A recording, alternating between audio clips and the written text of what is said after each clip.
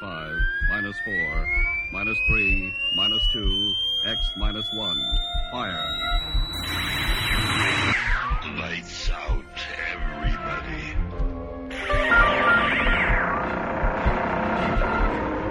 The creaking door. Dimension X. Inner Sanctum Mystery. X minus 1. Dark fantasy.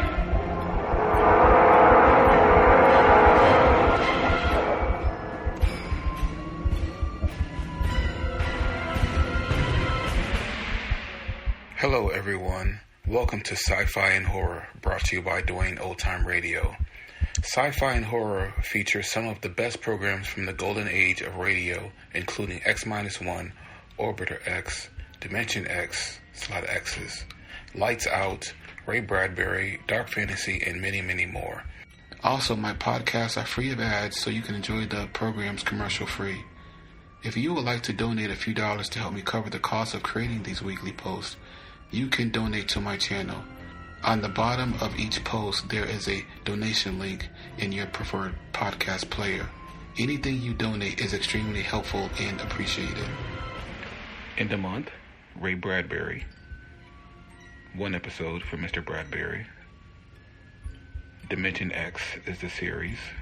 And The Moon Be Still As Bright is the name of the drama. This is the 26th episode of Dimension X, September 29th, 1950.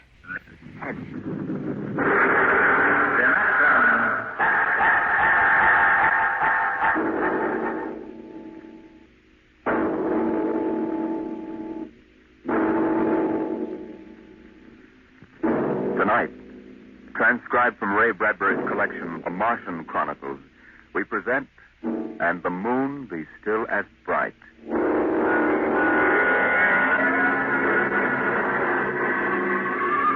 The first 3 expeditions to Mars left Earth in a mushroom of flame, arced through the atmosphere, and finally dwindled to tiny specks in the big eye of Mount Palomar telescope, and then were lost to sight forever. The prearranged landing signals flashed back to Earth, and then the radios went dead. One after the other, ships had disappeared and were never heard from again.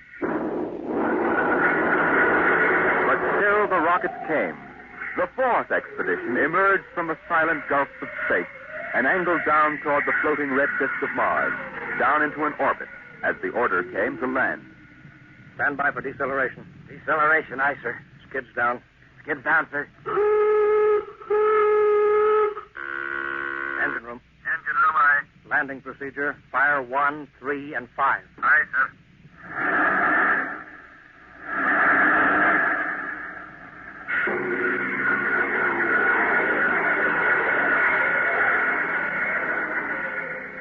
The last blast of the bow jets broke red against the blue desert sand, and the ship slid to a halt at the edge of a vast city that reflected the icy glare of the moonlight. For a while, all was still. All right, Parkhill. Open the airlock. Aye, sir.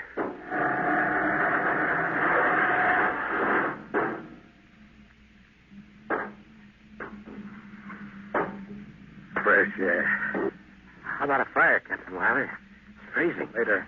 We got work to do. Smell that air. You could get drunk on it. Say, there's an idea.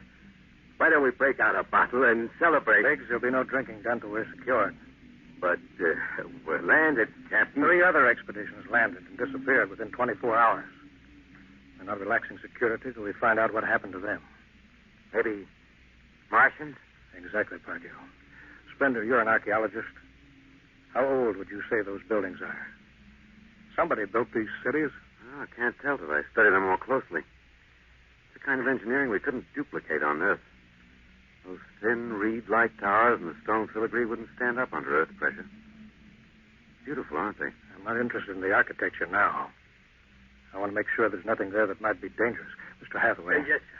I want you to take a reconnaissance party into the city and find out what's there. The cities all look dead from the air, sir. They look dead, but I want to make sure. Mr. Spender, you better go with Hathaway. Yes, sir. Don't waste any time gathering relics either. You can make an archaeological study later. Right now, I want a security report. Biggs? Yes, sir. We'll set up camp right here. No man is to go more than 50 feet from the rocket. And there'll be no celebration till Hathaway and his party report back. No, sir. It's just that we've been cooped up in there. That's all, Biggs. We've landed safely. We're not safe yet. Not until we know what we're up against here. We'll maintain full security until Hathaway gets back.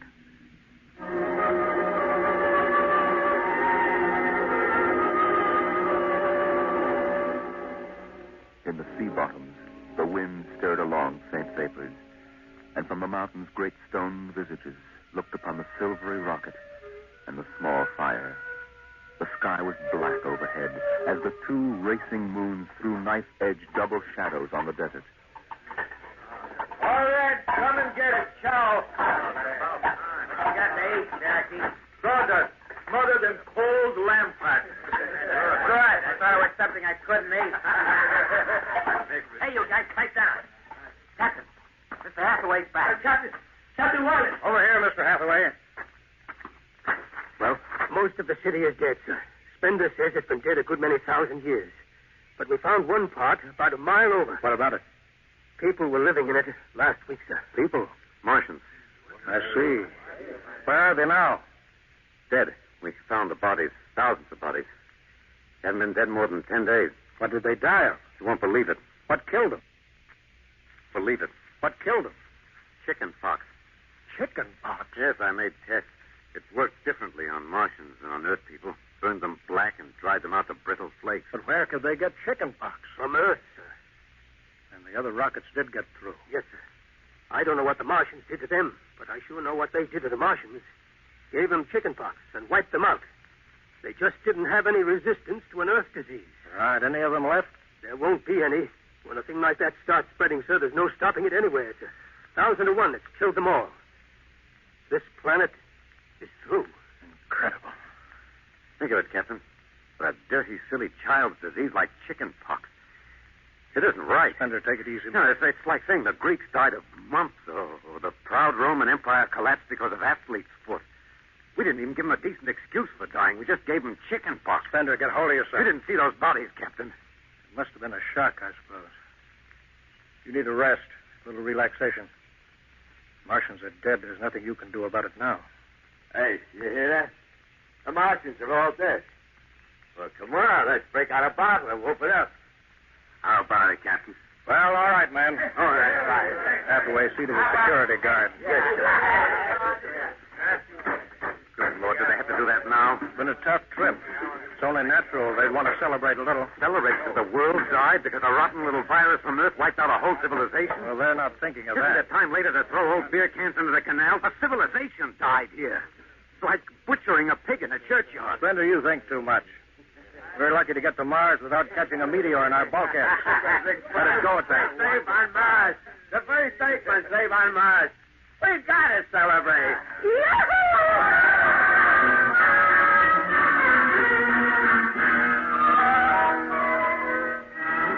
Many bottles were opened and drunk. The voices got louder. The earth laughs and shouts echoing across the empty Martian There sand. was that time in New York when I ran into that blonde. Boy, what a blonde. Listen, the first thing she said.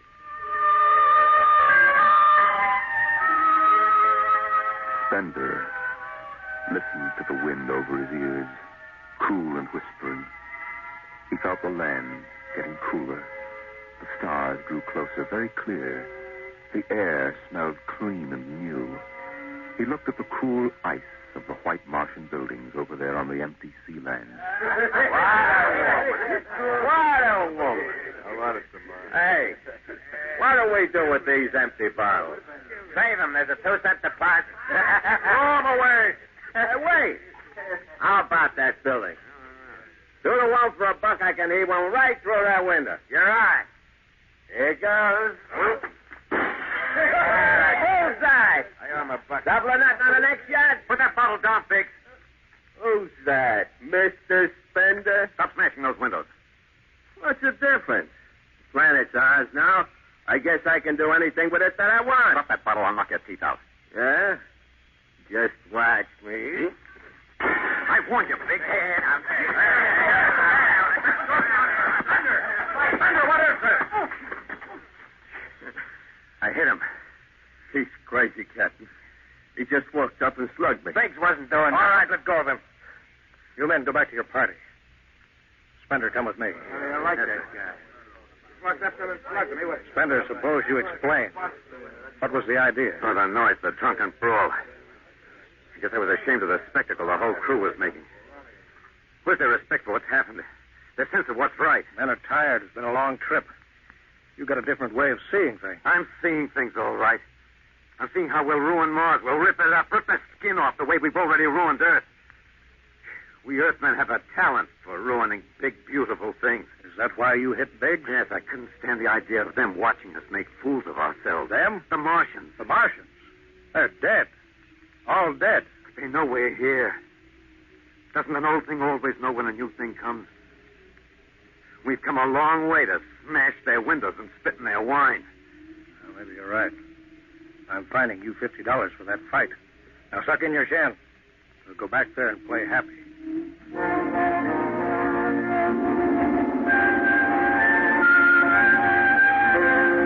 Now the whole party moved out into the moonlight across the desert.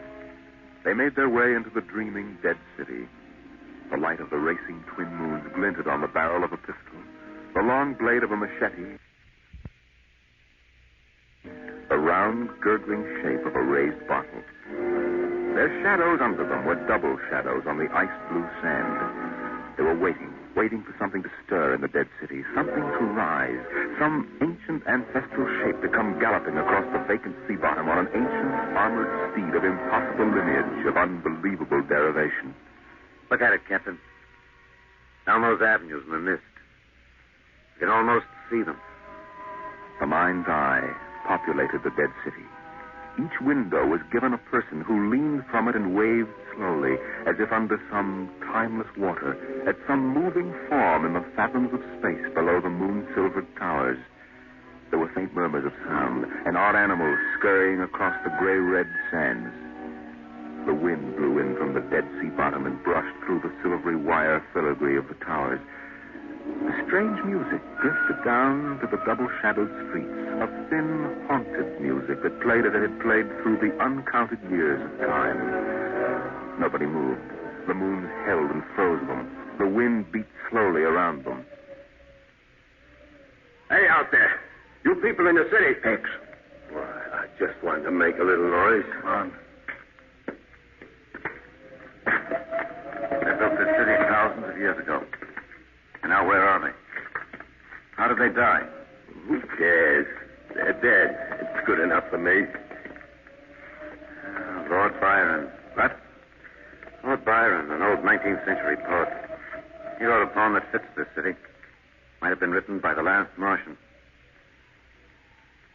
So we'll go no more a-roving so late into the night. Though the heart be still as loving and the moon be still as bright. For the sword outwears the sheath and the soul outwears its breast. And the heart must pause to breathe and love itself must rest. So the night was made for loving and the day returns too soon. Yet we'll go no more a-roving by the light of the moon.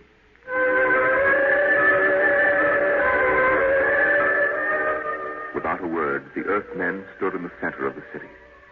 It was a clear night. There was not a sound except the music of the wind. At their feet lay a tile court worked into the shapes of ancient animals and images. They stood there, silvered by the double moons beneath the crystal towers of Mars. Then Biggs was sick, and the sour stench of liquor filled the cool air. The men of Earth had come to Mars. And Spender turned and walked away into the city, alone in the moonlight, never once stopping to look back.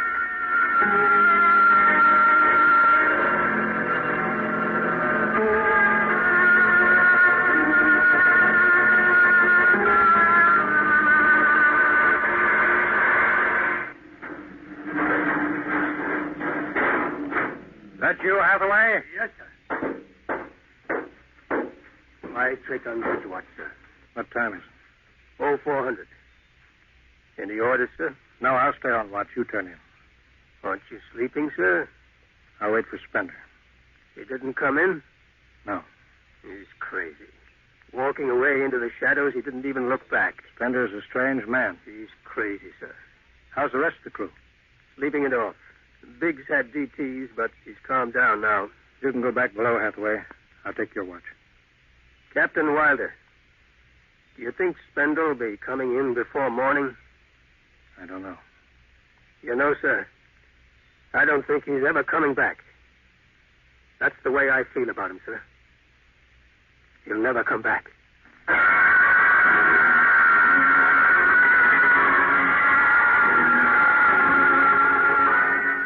It was a morning that might have been a Monday, or a Tuesday, or any day on Mars.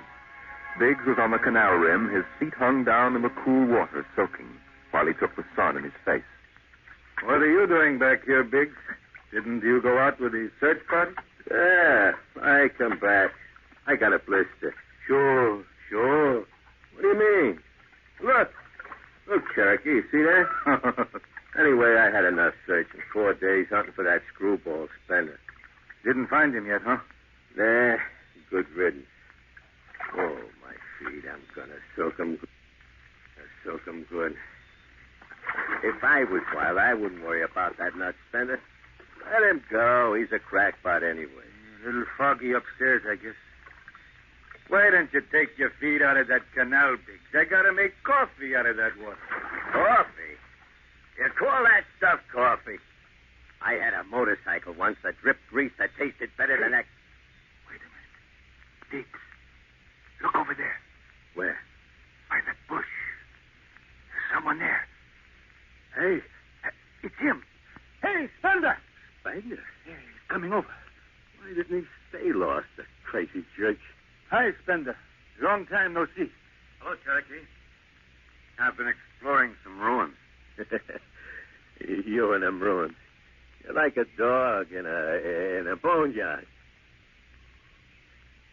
What's the matter? Where you been? Up in the hills. What would you say if I told you I found a Martian? Where? Never mind. Let me ask you a question. How would you feel if you were a Martian and people came to your land and started to tear it up? I know how I'd feel. I've got Cherokee blood in me. My grandfather told me lots of things about the way they kicked the Indians around in the Oklahoma Territory. If there's any Martian around, I'm all for him. How about you, Biggs? They're dead. They're all dead. A good thing, too. Well, I found a Martian. Up in a dead town in the hills. I've been reading their books. They're easy to understand. I've learned their language. Then I found this Martian. He said, give me your boots, and I did. He said, give me your uniform, and I gave him my uniform. The crazy Spender. Hey, Cherokee, he's crazy. And the Martian said, give me your gun, and I gave him my gun, and then he said, come along and watch what happens. And the Martian walked down into camp, and he's here now. I don't see no Martian. I'm the last Martian. What? Biggs, I'm going to kill you. Cut it out. What kind of a lousy joke is that? Stand up and take it. Hey, put that gun away, Spender. Hey, cut it, Spender. No. Put that gun away. You're joking. You're kidding, huh? Spender!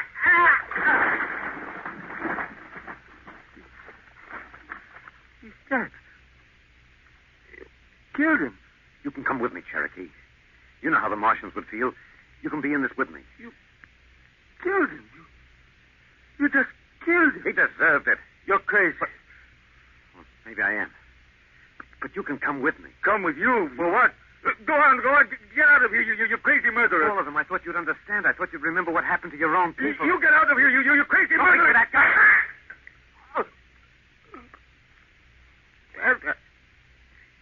Spender.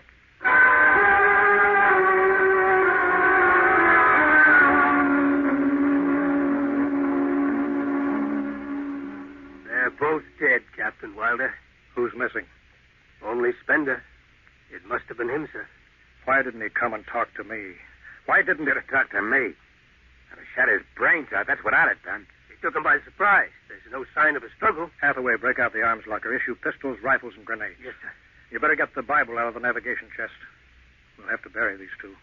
Parkhill, Aye, sir. You start digging a grave. How about Spender? We'll have to go up in the hills and find him.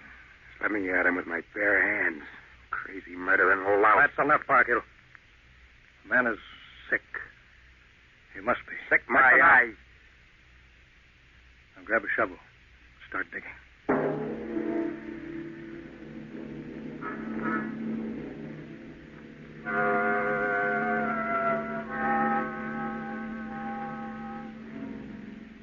Spender saw the thin dust rising in the valley, and he knew the pursuit was beginning. The sun burned farther up the sky, and the blue sand drifted lazily across the sea bottom below. He sat beside a quiet pool 10,000 years old and held a silver book. Through the house played the strange wind music of ancient Mars, and he heard voices whisper in his mind. I hear you. I've always heard you, even down there on Earth. I won't say you. This, what for? To see them tear down your temples and put up hot dog stands? They've seen me. They know I'm up here. There's Wilder now. Got right in my sight. Funny, he hasn't ordered me to use grenades. He could lob one right up here and blow me to bits. And maybe the captain thinks I'm too nice to be blown to bits. He wants my death to be clean. Yeah, just one bullet. Bullet hole in me, nothing messy. And why? Because he understands me. The only one in the crew who ever did. Well, at least I can do the same for him. Just one bullet in his heart, a nice clean death. All I have to do is pull the trigger and then...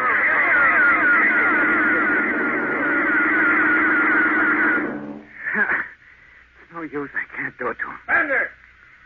Spender! Can you hear me, Spender? Yeah, I hear you, Captain. What do you want? Talk! Truth! All right, come on up. Leave your gun down there and keep your hands up.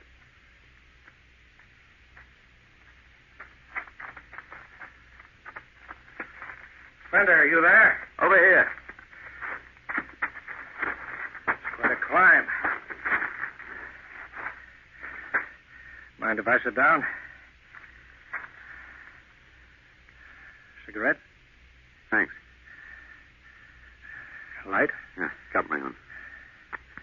It's warm. It is. You comfortable up here in the hills? Quite. How long do you think you can hold out? About 12 men's worth. Why didn't you kill all of us this morning when you had the chance? You could have. I know. I got sick. After I started killing people, I realized they were just fools and I shouldn't be killing them.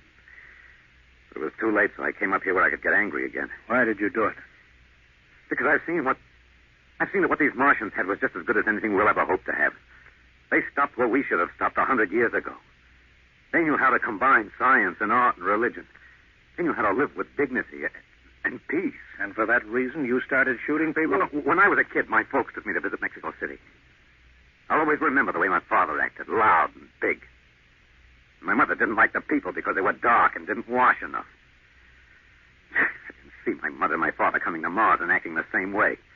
Anything that's strange is no good to us. We aren't fit to take over this planet. But kill 2 men? What could I do? It's me against the whole Earth. Isn't it enough they've ruined one planet? Now they want to ruin this one. I'll kill you all off, Wilder. That'll delay the next rocket 5 years. And I'll kill them, too. If I'm lucky, I'll live to be 60. I'll meet every expedition that lands on Mars. I'll be very friendly. I'll explain that our rocket blew up one day.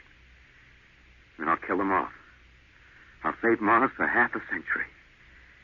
And by then, maybe the Earth people will give up. You got it all planned. Yes. Yet you're outnumbered. We already have you surrounded. In an hour, you'll be dead. I found an underground passage that'll take me back into the hills, Wilder. I'll go back there, and then I'll pick you off one by one. We'll see.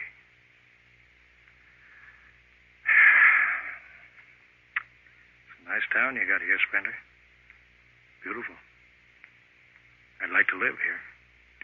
You can. But join me. You're not like them. I'll show you what a good life these people had. I'll play you an old reel of Martian music that must be at least 50,000 years old, the kind of music you've never heard in your life. It sounds wonderful. But I can't stay with you. Sorry, Spender. I'm sorry this is happening. Guess you'd better go back now so you can start your attack. I guess so. Captain, I won't kill you. When it's all over, you'll still be alive. Then maybe you'll change your mind. No. There's too much earth blood in me. I may even agree with you about all this. That doesn't change what I've got to do. You won't stay? No. This is your last chance, Spender. You're sick. Come along with me quietly. Now. Look, one last thing. If you win, do me a favor. Try to see that they don't tear this planet apart. Right. If it helps, just think of me as a very crazy fellow who went berserk one summer day. It'll be easier on you that way. I'll think it over. So long, Spender. Bye, Captain. Good luck.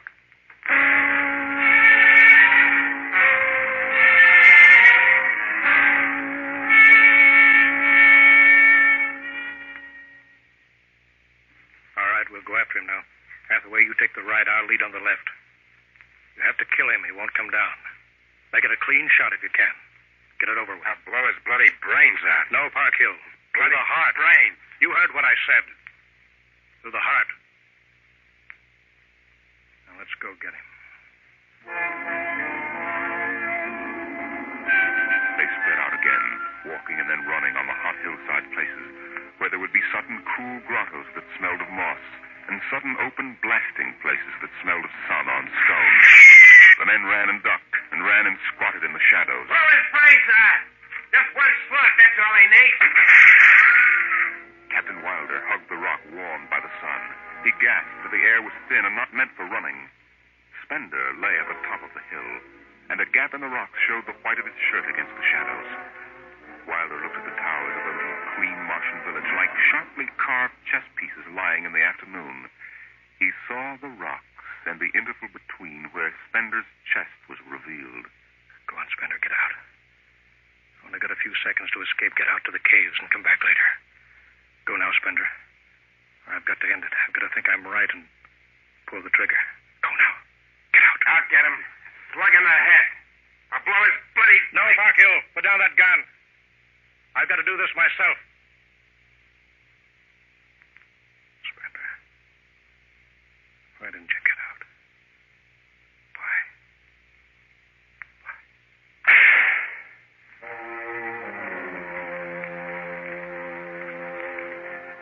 They buried him in that ancient valley town, where the music of the wind played on through the days and the nights. They laid him in an ancient silver sarcophagus with waxes and wines which were 10,000 years old, his hands folded on his chest. The last they saw of him was his peaceful face in the cold silver light of the racing twin moons. The captain found the poem in Spender's pocket, and he read it before he shut the marble door. So we'll go no more a-roving so late into the night, though the heart be still as loving, and the moon be still as bright, though the night was made for loving, and the day returns too soon, yet we'll go no more a-roving by the light of the moon.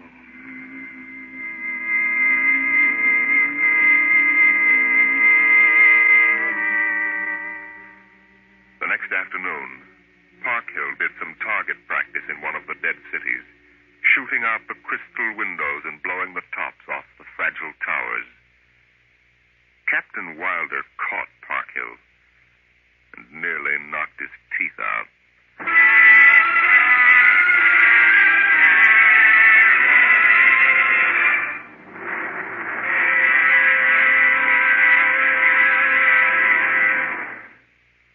You regular listeners to Dimension X will be interested to know that our show is changing its day and time of broadcast over this station. Starting early in November, we'll be back at the new time. We suggest you watch your local newspaper and be sure to join us in about 4 weeks for a new series of adventures into the unknown world of tomorrow. The world of... Dimension.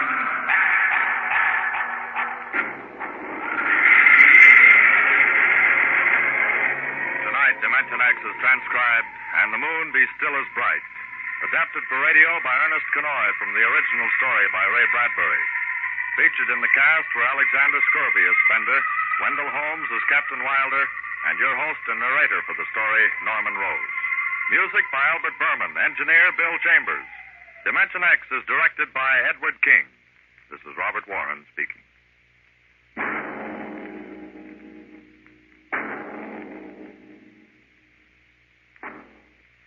Enjoy the Life of Riley with William Bendix next Friday on NBC.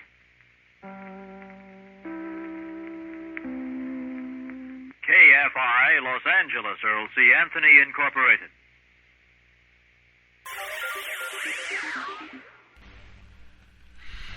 Thank you for listening. If you enjoy what I'm doing, I ask you to please subscribe to my channel or channels. Well, hope you enjoyed, and until next time, stay safe, wish you well, peace.